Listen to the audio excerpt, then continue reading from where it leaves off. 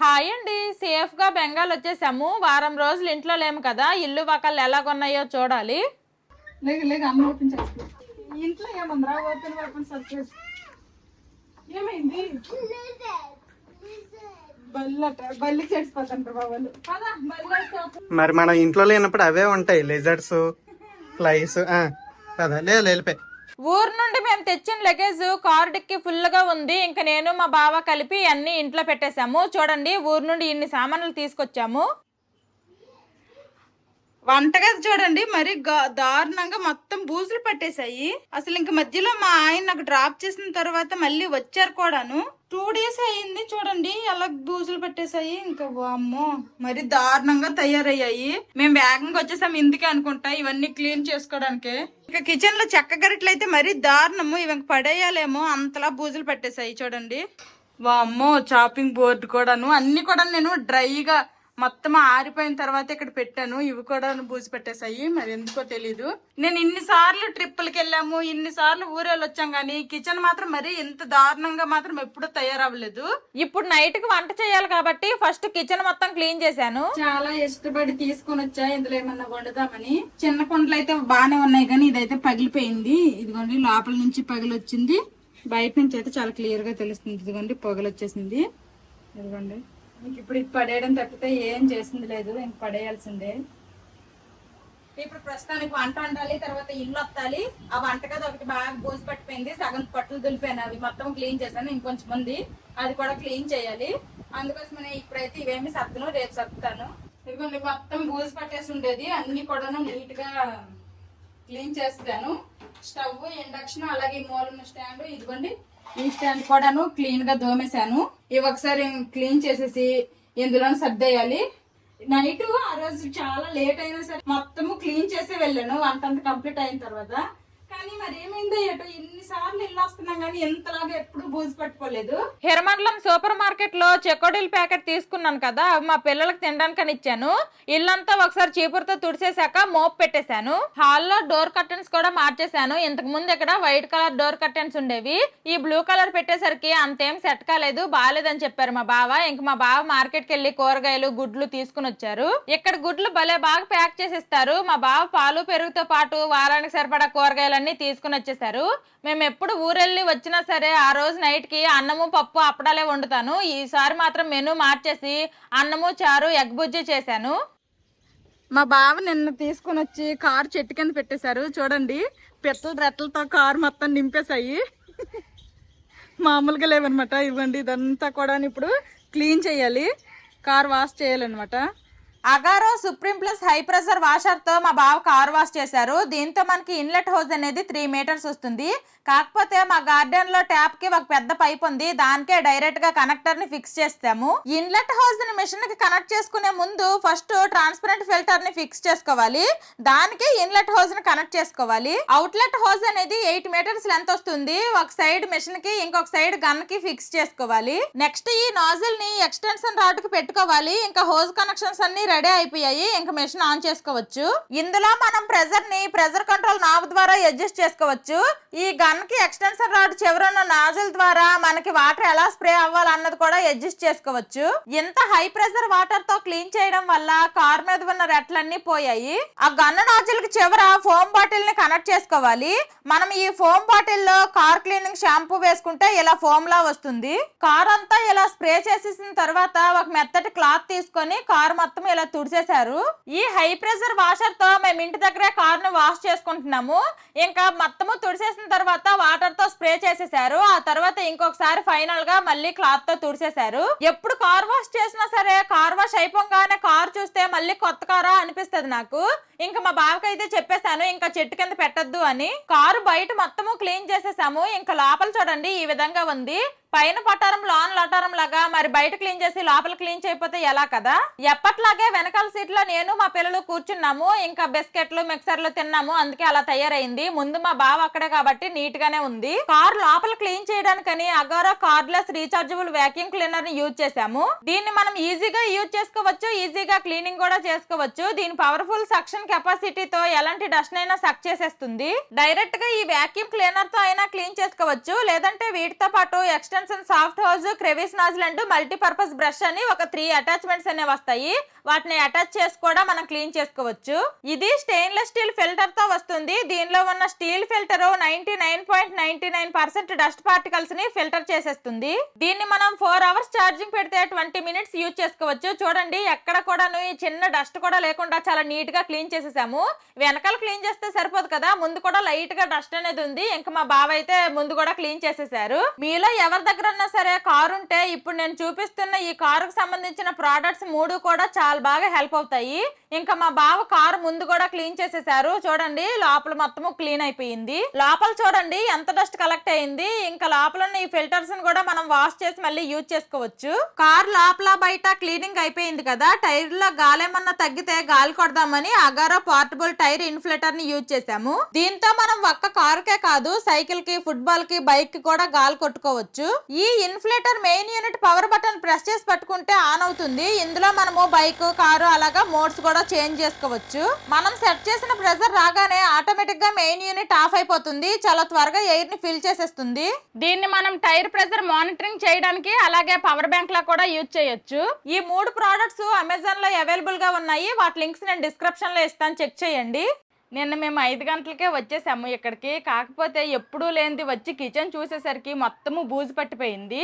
ఇంకా అవన్నీ క్లీన్ చేసుకొని మేమంతా వంట చేసుకొని ఫ్రెష్ అయిపోయి తినేసి నేను పడుకుడిపోయాము. ఎక్కడ లగేజ్ అక్కడే వదిలేసాము. ఇంకా ఇప్పుడైతే ఈ లగేజ్ అంతా సర్దుకుంటాను. ఇంకా నిన్నే కొన్ని డబ్బాలు కూడా తోమేశాను అనమాట, ఇవన్నీ తెచ్చిన ఇందులో వేసుకోవడానికని. ఇప్పుడు ఇవన్నీ నేను సర్దుకుంటూ నేను ఊరు నుంచి ఏమేమి తీసుకొచ్చాను ఏంటనేది మీకు చూపిస్తాను. ఈసారి మేము వెళ్ళింది తక్కువ రోజులకే కాబట్టి మా అమ్మ అప్పడాలు అయితే ఈసారి చేయలేకపోయింది. అప్పడాలు బయట మార్కెట్ నుంచే తీసుకొని వచ్చాను. ఫస్ట్ టైం అనమాట ఇలాగ అప్పడాలు మార్కెట్ నుంచి తెచ్చుకోవడము. ఎలాగుంటాయో ఏంటో మరి. మేమైతే ఎప్పుడు కూడాను దోశలే తింటామన్నమాట. ఇడ్లీలు చాలా తక్కువ. అసలు ఇడ్లీలు చేసుకునేది ఉంటుంది కదా, ఆ గిన్నె కొనేసి చాలా రోజులు అయిపోయింది కానీ చాలా తక్కువ చేస్తాను. సరే ఈసారి చేద్దాంలే అనేసుకొని లలిత బ్రాండ్ ఇడ్లీ రవ్వ అయితే ఒక 2 కేజీలు తీసుకొని వచ్చాను. ఇంకా మెయిన్గా సాంబార్ పౌడరు, ఇది ఎంటీఆర్ వాళ్ళది. నేను గత 5-6 సంవత్సరాలు అవుద్ది ఇదే వాడుతున్నాను అనమాట. వేరే ఏ బ్రాండ్ నేను వాడను. ఇంకా ఇంగువ తెచ్చుకున్నా, ఇక్కడ దొరుకుతుంది. కాకపోతే ఈ జీడి ఇంగువ దొరకదు, అక్కడ నుంచి తీసుకొని వచ్చాను. పోయినసారి ఊరు వెళ్ళినప్పుడు కొంచెం బెల్లం తీసుకుని వచ్చాము, ఉంది. ఇంకొంచెం తెచ్చుకున్నా. అసలే ఇప్పుడు స్కూల్స్ కూడా స్టార్ట్ అయిపోతాయి కదా, పిల్లలకి బెల్లం దోశ కానీ లేదంటే బెల్లంతో ఏదైనా స్నాక్స్, నువ్వుల లడ్డు, పల్లీల లడ్డు చేద్దామని తీసుకుని వచ్చాను బెల్లం. ఇంకా పెరుగు మిరపకాయలు ఇవి ఇంటి దగ్గరే చేసుకోవచ్చు. కాకపోతే అక్కడ మార్కెట్లో కనిపించేసరికి ఓకేలే తీసుకుందాం అనేసి ఒక 2 ప్యాకెట్లు అయితే తీసుకున్నాను. ఇంకా ఈ చెకోడీల ప్యాకెట్ ఒకటి తీసుకున్నా. ఇవి ఆల్రెడీ ఓపెన్ చేసి తినేసాం కూడా. 3 చెకోడీలు ఉన్నాయి. ఎంతెంతలు ఉన్నాయి అంటే చూడండి, పెద్ద పెద్ద గాజుల సైజుల్లాగా ఉన్నాయి. రిఫైన్డ్ సన్ఫ్లవర్ ఆయిల్ అంట. ఇది 15 లీటర్లు తీసుకున్నాము. ఇదేమో 5 లీటర్లు. ఇది నువ్వుల నూనె మా అమ్మల్లో ఆడించి నాకు ఇచ్చారనమాట. ఎప్పుడైనా నాన్ వెజ్లు కానీ లేదంటే చేపల పులుసు కానీ అలాగేమన్నా వండితే ఇది వేసి వాడుకోండి అనేసి 5 లీటర్లు అయితే ఇచ్చారు మా అమ్మ వాళ్ళు. ఆల్రెడీ చింతపండు ఉంది, కాకపోతే మళ్ళీ ఎప్పుడు వెళ్తామో ఏంటో తెలియదు కదా, అందుకోసమనే ఎందుకన్నా మంచిది మనకి చింతపండు లేకపోతే అసలు ముద్ద దిగదు. ఇక్కడ చింతపండు అయితే కర్రెట్ కాటికిలాగా ఉంటుంది అనమాట. అది చూస్తే పులుసు వండినా సరే నల్ల కనిపిస్తుంది, అస్సలు తినబుద్ధి కాదు ఆ కలర్కే. అందుకోసమనే ఇంక అక్కడ నుంచే తీసుకుని వచ్చాను. ఇంకా మేము వెళ్ళింది చెప్పాను కదా, చాలా తక్కువ రోజులకు వెళ్ళామన్నమాట. ఎప్పుడు ఊరు వెళ్ళినా సరే ఏదో ఒకటి సుప్పులు, జంతికలు ఏదో ఒకటి మా అమ్మ అయితే చేస్తుంది. ఇంటి దగ్గర నుంచే తీసుకుని వస్తాము. కానీ ఈసారి అయితే అసలు ఏం చేయడానికి కుదరలేదు. ఫస్ట్ మా అత్తాళ్ళ ఇంటికి వెళ్ళిపోయాము, ఆ తర్వాత మా అమ్మాళ్ళ ఇంటికి వెళ్ళిన తర్వాత మా అన్నయ్య వాళ్ళ బాబు బర్త్డే, ఇవన్నీ ఇంకా ఫుల్ బిజీ అయిపోయింది. బర్త్డే అయిపోయిన వెంటనే మేము కూడా వచ్చేసాము. కాబట్టి ఇంటి దగ్గర ఏం చేయలేదని మా అన్నయ్య కొరసవాడ వెళ్ళి మా కోసమని కొన్ని ఇవైతే కొనుక్కొని వచ్చారనమాట, స్నాక్స్ లాగా పిల్లలకి. ఇవేమో జీడిగుడ్లు బిస్కెట్లు, నెక్స్ట్ మిక్సరు, ఇవేమో చెకోడీలు. మా పిల్లలకి ఈ 2 చాలా ఇష్టము. తర్వాత ఇంకా కొన్ని స్వీట్లు అనమాట. స్వీట్లు తెచ్చావు కానీ ఎక్కువ తేకరా, అసలే చూస్తే తినాలనిపిస్తుంది.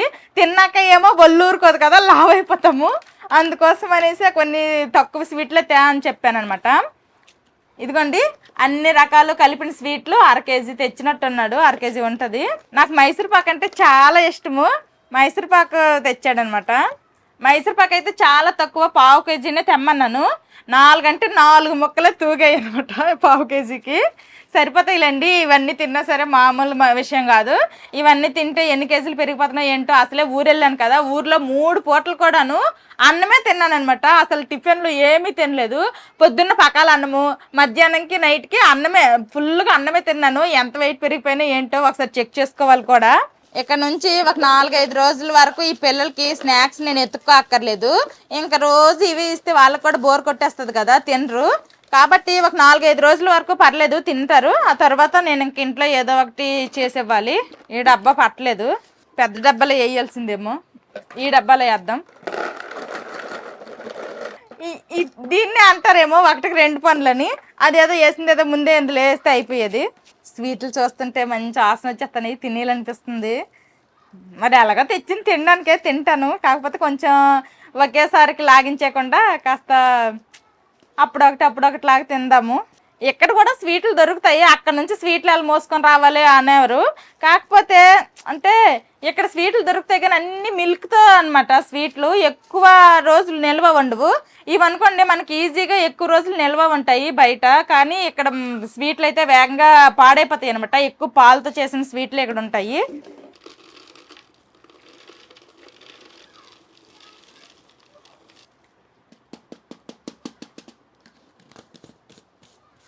ఇవి కూడా ఈ డబ్బాలో వేసేస్తాను.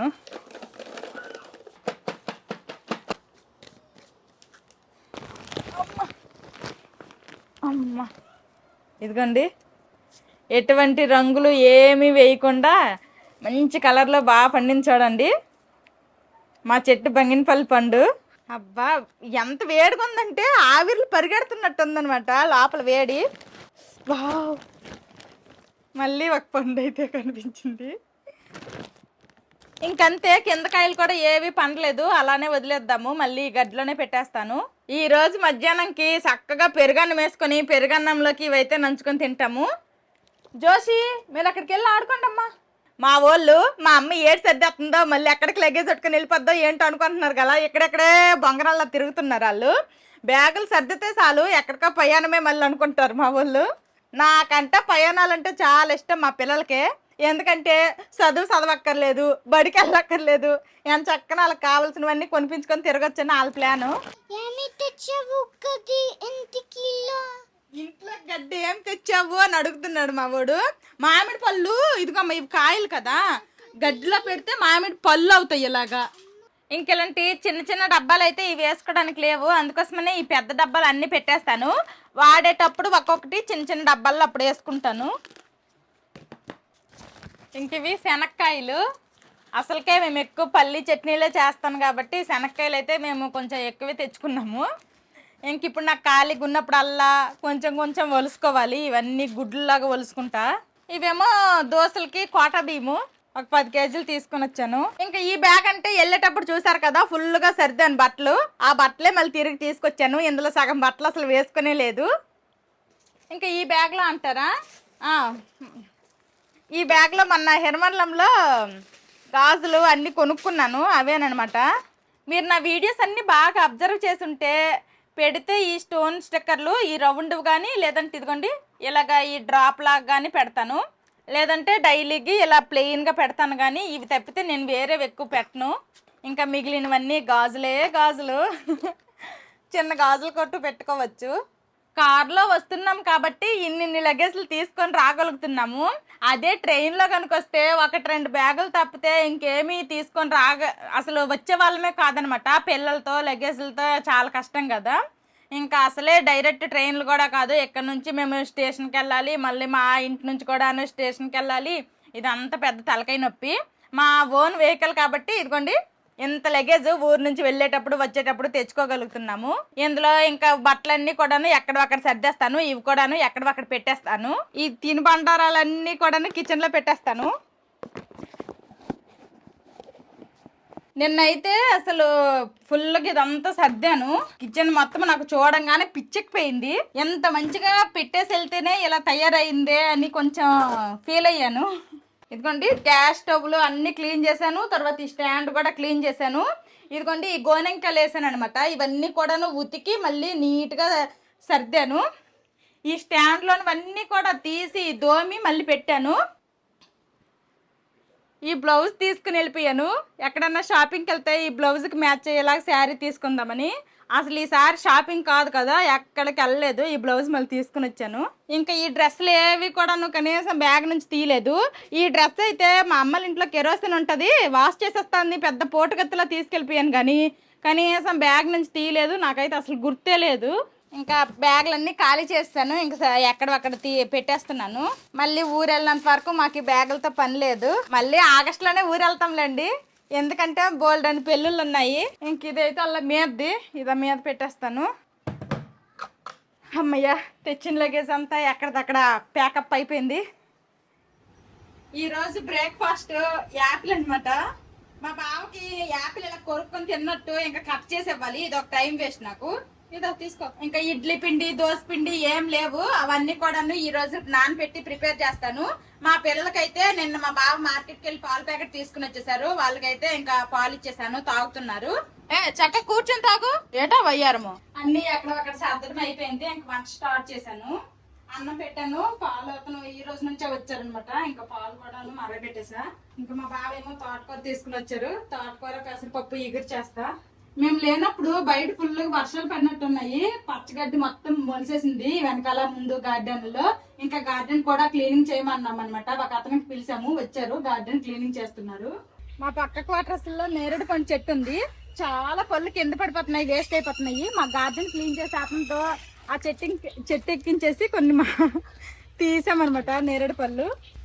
వర్షానికి ఇదంతా గడ్డి మొలిసేసింది, మొత్తం కూడా నీట్ గా క్లీన్ చేస్తారు. లేదంటే ఇంక వస్తుంది కూడా వర్షాకాలం కదా, మళ్ళీ పాములు గట్రా వచ్చేస్తాయి, పిల్లలు గట్రా ఆడతారు కాబట్టి.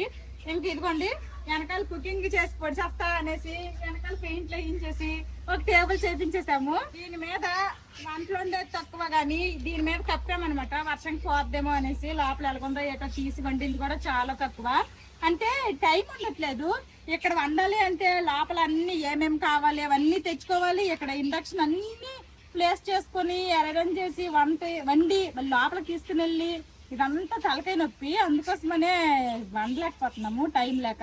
వంట అయితే అయిపోయింది. ఇంక ఇప్పుడు అందరము ఫ్రెష్ అయ్యి తినాలి. మా ముందు గార్డెన్ లో వాటర్ యాపిల్ ఉన్నాయి, ఇంకా వాటర్ యాపిల్ కూడా తీపించాము. మధ్యాహ్నం లంచ్ లో కానీ తోటకూర పెసరపప్పు ఇగురు, రసము, అన్నము వండాను. ఇవైతే మన సూపర్ మార్కెట్ లో తీసుకున్న అప్పడాలు వేపాను. ఎలా ఉంటాయో ఏంటో అనుకున్నాను, కానీ చాలా బాగున్నాయి. ఫస్ట్ మా పిల్లలకు తినిపించేసి తర్వాత మా బావ నేను తిన్నాము. మేము ఊరు నుండి తెచ్చిన మామిడికాయల్లో ముచ్చటగా 3 అంటే 3 పండాయి. ఇంకా మేము అందరము తినేసిన తర్వాత మామిడి పళ్ళు కూడా కట్ చేసుకొని తిన్నాము. తీయగా చాలా బాగున్నాయి. మా పిల్లలు అయితే ఫుల్ ఇష్టంగా తిన్నారు. మామిడి పండు తినడం కూడా ఒక ఆర్టే కదా. ఇలా మామిడి పండుని కట్ చేసుకొని తింటే నాకు అసలు మామిడి పండు తిన్నట్టే అనిపించదు. ఇది ఈ రోజుటి వీడియో. ఈ వీడియో నచ్చిందని అనుకుంటున్నాను. నచ్చితే ఒక లైక్ వేసుకోవడం మాత్రం మర్చిపోవద్దు. Bye bye.